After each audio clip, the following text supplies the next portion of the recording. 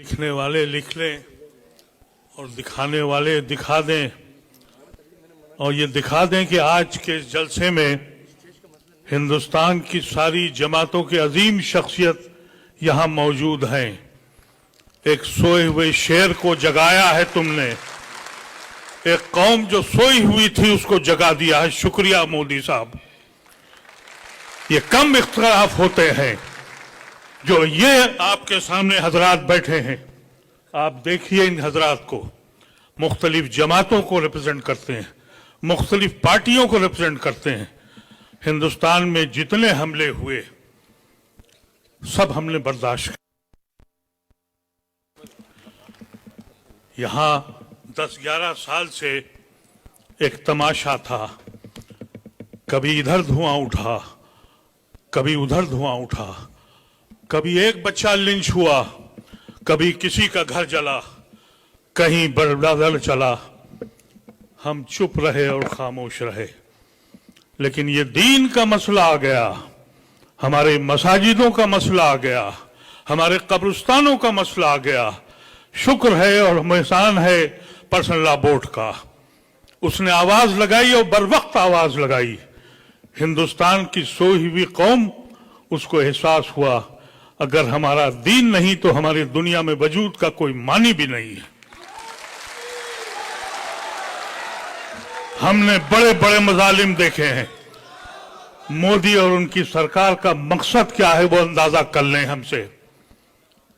हम हिंदुस्तान में वाहिद लोग हैं जो हमेशा हमने झंडे को अपनाया, इस हिंदुस्तान की अजमत को अपनाया, अपने खून को बांटा और फिर हिंदुस्तान की सांझी विरासत को अपनाया। तुम रोज हमारे साथ ये करते हो। एक बात मैं बावर कर दूं आपसे, सुप्रीम कोर्ट में जो 2 मसाइल अटके हुए हैं जिस पे 5 तारीख को मसला है, पूरे पार्लियामेंट के अंदर एक एक मेंबर कहता रहा कि ये गैर कानूनी है, खुदारा इसको मत लाइए। लेकिन अपनी अक्सरियत के जोम में वो ले आए। सुप्रीम कोर्ट यकीनी तौर पर अगर उसकी को अपनी अजमत कायम रखना है, वो मुहाफिज है हिंदुस्तान के आइन का, तो वो ये 2 या 3 मसले जिस पे आज रुका बहस है वो इंशाअल्लाह उस पे स्टे लगेगा। लेकिन ये मत समझिएगा कि आपकी बचत हो गई है। पूरा का पूरा कानून नाकिस है। बहुत सी चीजें ऐसी हैं जो आप सोच भी नहीं सकते। कह दिया कि 12 साल से ज्यादा जिसका कब्जा है वो उसी का हो जाएगा। हमारा यकीन यह है हमारा कि औकाफ की जमीन जब आप अल्लाह के हवाले करते हैं तो वो हमेशा से अल्लाह के हवाले हो जाती है। मैं क्योंकि उस कमेटी में रहा हूं 2013 के जिसमें यह एक्ट बना था, उसका मैं मेंबर था। उस वक्त हम लोगों ने कोशिश की थी कि उन सारी जायदादों को छीना जाए, वापस लिया जाए जिस पे काबिज है हुकूमत हिंद भी, स्टेट गवर्नमेंट भी और हमारे अपने लोगों ने भी कब्जा किया था। अब अगर वो 12 साल से काबिज हैं तो जमीनें उनकी हो गई। और मोदी ये कहता है कि हम गरीबों की भला कर रहे हैं।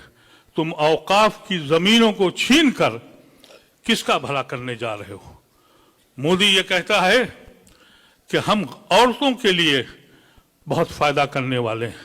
औरतों के तो हुकूक ही छीन लिए उसने ये कह दिया कि 5 साल आपको प्रैक्टिसिंग मुसलमान होना है। तो ये खवातीन जो अपने घरों में इबादत करती हैं, क्या इनके बुर्के उतार के देखोगे? घरों में घुस के देखोगे कि ये दीन के काम कर रही हैं? उनके हुकूक छीन कर बेशर्मी की तरह बयानबाजी हो रही है। हम समझते हैं बहुत बहुत बड़े लोग शख्सियत आपके बीच में हैं, लेकिन एक बात याद रखिएगा, ये पर्सनल लॉ बोर्ड ने जो आवाज दी है इसके मानी समझिए। ये मत समझिए कि एक मीटिंग आपने कर ली और आप खामोश हो गए। बहुत से हमारे हिंदू भाई ऐसे हैं जो हमारे साथ हैं लेकिन औकाफ को समझ ही नहीं पा रहे हैं। उनको ये अंदाजा ही नहीं हो रहा है। वो समझते हैं कोई ट्रस्ट है, कोई ऐसी संस्था है। उन्हें ये मालूम नहीं है कि औकाफ की जमीन अल्लाह की जमीन है। उसमें खुर्द-बुर्द करोगे तो हम माफ नहीं करेंगे, तुमको याद रखना। और अल्लाह भी तुमको माफ नहीं करेगा। इसका एहसास तुम लोगों को होना चाहिए। छोटी छोटी मीटिंगें करो अपने मोहल्लों में, अपने कस्बों में, अपने घरों पर, और बुलाओ, उनको बताओ कि ये हमारे कत्ल की साजिश है, हम इस मुल्क में किस तरह रहेंगे, इसका फैसला तुम्हें करना है। तुम्हारे आने वाली नस्लें इस मुल्क में कैसे रहेंगी। जितने हमले हुए हैं हमने बर्दाश्त किया है, लेकिन इससे बड़ा हमला मैंने अपनी जिंदगी में तो नहीं देखा। और आज मैं ये कहना चाहता हूं कि आप तैयार रहें, छोटी मीटिंगें करें, गैर मुस्लिमों के साथ मिलें और अपनी मीटिंगों की इत्तला पर्सनल लॉ बोर्ड को जरूर दें कि हमने यहां मीटिंग करी है, हमने यहां मीटिंग करी है। और ये अफवाह मत फैलाइए कि हम में आपस में इंतशार है। हम यकीनी तौर पर पर्सनल लॉ बोर्ड के हुक्म पे चलेंगे। ये हमारा सबसे बड़ा अदारा है और इस इदारे ने खुल के सामने काम किया है। हम किसी जमात के हों, किसी पार्टी के भी हों, लेकिन हमारी ये जिम्मेदारी बननी चाहिए कि हम अपने इलाके में जा के बताएं कि ये गैर कानूनी चीज है।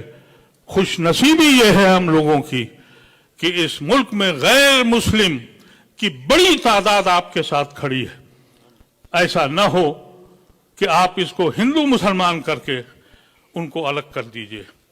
ये सांझी विरासत का मुल्क है, ये गांधी और नेहरू का मुल्क है और इसलिए आज वो आपके साथ खड़े हैं। लेकिन अगर आपने उनको रुजू नहीं किया और उनसे बातचीत नहीं करी तो ये हिंदू मुसलमान हो जाएगा जो मोदी चाहता है। इसको आपको बहुत एहतियात के साथ काम करना है। ये बताना है आपको कि ये आईन का मसला है और हमारा ताल्लुक इस मुल्क के आईन से है। हमने जुना को इसीलिए ठुकराया था कि हम मुस्लिम मुल्क में नहीं रहना चाहते थे। हमने लियाकत अली खान को इसीलिए ठुकराया था। हमने नेहरू और गांधी और आजाद को अपनाया था इस संविधान के लिए। हम जुड़े हैं इस संविधान से और अगर इस संविधान को तोड़ देंगे तो हमारे इस लिखने वाले लिख लें और जिसको कहना है वो समझ लें। हम अपने सबसे आगे आपके साथ घूम देंगे, लेकिन हिंदू भाइयों को जरूर बताइए ये सियासी बिल है, कतन सियासी बिल है। हुकूमत जो भी फैसले करेगी आप ये मत समझिए कि एक्ट के बाद सारे मसाइल हल हो जाएंगे। नहीं मेरे अजीजों, नहीं होंगे। ये लड़ाई बहुत जोर लड़नी पड़ेगी, बहुत लंबी लड़ाई है।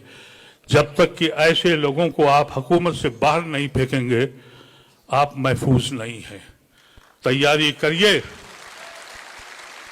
करिए कि हिंदुस्तान के सारे जेल छोटे पड़ जाएं, वहां जगह न रहे। हमारे ऐसे ये सारे हजरात, इन्होंने पर्सनल लॉ बोर्ड की मीटिंग में ये बात कही थी, मैं उसमें था मौजूद। सदर मौसूफ ने कहा था कि अगर जेल जाना पड़ा तो जाऊंगा। सेक्रेटरी जनरल ने कहा था जेल जाऊंगा। अगर ये जाते हैं तो मेरा ऐसा मामूली इंसान भी अपनी आखिरी सांसें जेल में उतारने के लिए तैयार है। आप तैयार हैं? बता दें हिंदुस्तान के लोगों को कि खोई हुई कौम को हाथ छेड़ो मत करो, हमको इतना परेशान मत करो। हम इस मुल्क में इसलिए आए थे कि इस मुल्क को हम ऐसे बनाएंगे जिसका ख्वाब हमारे बुजुर्गों ने देखा था। हम इन अल्फाज के साथ हम गुजारिश करते हैं आप हजरात से कि ये सिर्फ जलसा समझ के मत चले जाइएगा, पैगाम लेके जाइएगा जो पर्सनल लॉ बोर्ड आपको पैगाम देगा। और जो बात मैंने आपसे कही है, एक एक आदमी से अगर टैक्सी पे बैठिए तो टैक्सी वाले को समझाइए। मैं अभी टैक्सी से आया हूं, टैक्सी वाले को समझाता हुआ आया हूं, गैर मुस्लिम था। और जहां भी आप जाएं उससे बताएं कि ये कैसी जालिम हुकूमत है जो हिंदुस्तान को लम्हे लम्हे किस्तों में तोड़ रही है, किस्तों में तोड़ रही है। इस मुल्क को हम टूटने नहीं देंगे। वाखिर दवाना अल्हम्दुलिल्लाह रब्बिल आलमीन।